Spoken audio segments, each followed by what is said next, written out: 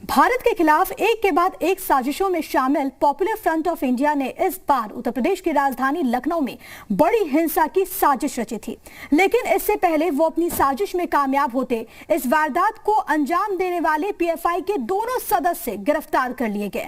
UP STF को मिली इस कामयाबी के बाद हिंसा की बड़ी घटना को रोकने में कामयाबी मिली है। इन दोनों से बड़ी मात्रा में हथियार और महत्वपूर्ण दस्तावेज भी बरामद किए गए हैं। इन दोनों का निशाना महत्वपूर्ण जगह और हिंदू नेता थे, जिन्हें बसंत पंचमी के आसपास निशाना बनाने की साजिश इन्होंने रची थी, लेकिन उस पर पानी फेर दिया है एसटीएफ की टीम ने, क्योंकि यहां पर गिरफ्तारी हो चुकी है। पूछताछ में क्या कुछ खुलासा होता है वो देखना महत्वपूर्ण, लेकिन जो सामान मिला है, जो दस्तावेज मिले हैं, वो इस बात की तस्दीक करते हैं कि किस तरीके से इन्होंने खौफनाक प्लान बनाया।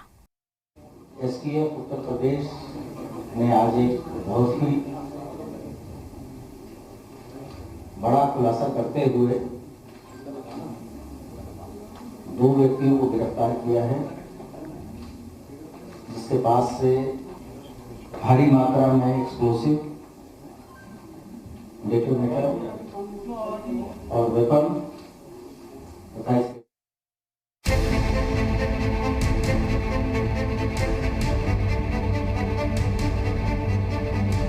यूपी एसटीएफ की गिरफ्त में मौजूद ये दो शख्स अगर पकड़ में नहीं आते तो लखनऊ के ऊपर मंडरा रहा एक बहुत बड़ा खतरा नहीं टलता। केरल से आकर यूपी में हिंसा की साजिश रचने वाले अगर अपने इरादों में कामयाब हो जाते तो ये बसंत पंचमी लखनऊ के लिए बहुत बुरी साबित होती, लेकिन यूपी एसटीएफ ने ऐसा होने नहीं दिया। एसटीएफ उत्तर प्रदेश ने आज एक बहुत ही बड़ा खुलासा करते हुए दो व्यक्तियों को गिरफ्तार किया है, जिसके पास से भारी मात्रा में एक्सप्लोसिव, डेटोनेटर और वेपन तथा इसके साथ साथ कुछ बहुत ही महत्वपूर्ण और चौंका देने वाले दस्तावेज भी प्राप्त हुए हैं। जी हाँ, पीएफआई उत्तर प्रदेश के एडीजी लॉ एंड ऑर्डर ने लखनऊ को दहलाने आए इन दोनों का संबंध जिस संगठन से बताया है, वो देश के खिलाफ साजिशें रचने को लेकर अब काफी बदनाम हो चुका है।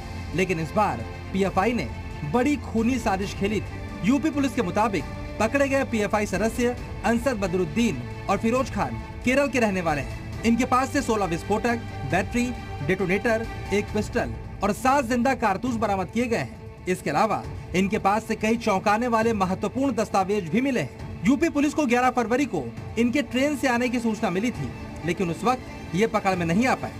इसके बाद इनके लखनऊ के कुकरन इलाके में होने की सूचना मिली, जिसके बाद यूपी एसटीएफ ने इन्हें गिरफ्तार कर लिया।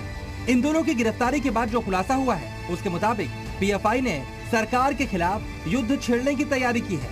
इन दोनों का मकसद उत्तर प्रदेश के कई महत्वपूर्ण स्थानों और हिंदू नेताओं को निशाना बनाना था। देश में हिंसा फैलाने के लिए कई राज्यों के अंदर पीएफआई अपने सदस्य भी बना रही है। पॉपुलर फ्रंट के लोग आपराधिक षड्यंत्र के तहत एक आतंकवादी गिरोह बनाकर निकट भविष्य में देश की एकता एवं अखंडता तथा संप्रभुता को चुनौती देने तथा देश की सरकार के विरुद्ध युद्ध छेड़ने तथा सामाजिक विद्वेष फैलाने के उद्देश्य से घातक हथियार और विस्फोटक पदार्थ संकलित कर उत्तर प्रदेश के कई महत्वपूर्ण व संवेदनशील स्थानों तथा प्रमुख हिंदू संगठन के बड़े पदाधिकारियों पर एक साथ हमला करने की योजना बना रहे हैं। लेकिन इससे पहले ये दोनों अपने इरादों में कामयाब हो पाते यूपी एसटीएफ की गिरफ्त में आ गए। लेकिन इनसे पूछताछ के बाद जो जानकारियां मिल रही हैं, वो चौंकाने वाली है। पीएफआई की साजिश युवकों का ब्रेन वॉश करके उन्हें आतंकी हमलों के लिए तैयार करने की है। पीएफआई के निशाने पर वो बुद्धिजीवी भी हैं, जिन्हें बरगलाकर वो अपनी विचारधारा को फैलाने की साजिश रच रही है।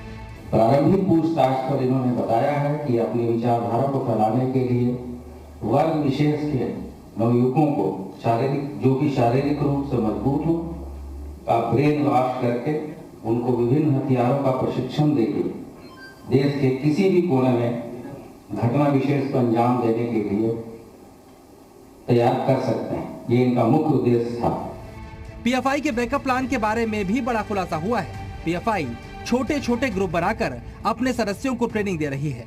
योजना ये है कि जब बड़े नेता गिरफ्तार हो जाए तो ये छोटे ग्रुप गतिविधियों को अंजाम दे। आज पीएफआई का स्थापना दिवस भी है, ऐसे में पुलिस पूरी सतर्कता बरत रही है। पीएफआई का यह स्थापना दिवस भी है, इसके लिए हम लोगों ने पूरा अलर्ट रख रखा है।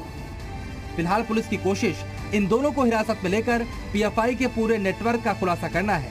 इन दोनों से ये जानने की कोशिश भी की जाएगी आखिर कौन कौन से हिंदू नेता इनके निशाने पर थे और इन दोनों के अलावा पीएफआई के साजिश में कौन कौन से चेहरे शामिल हैं। ब्यूरो रिपोर्ट, जी मीडिया।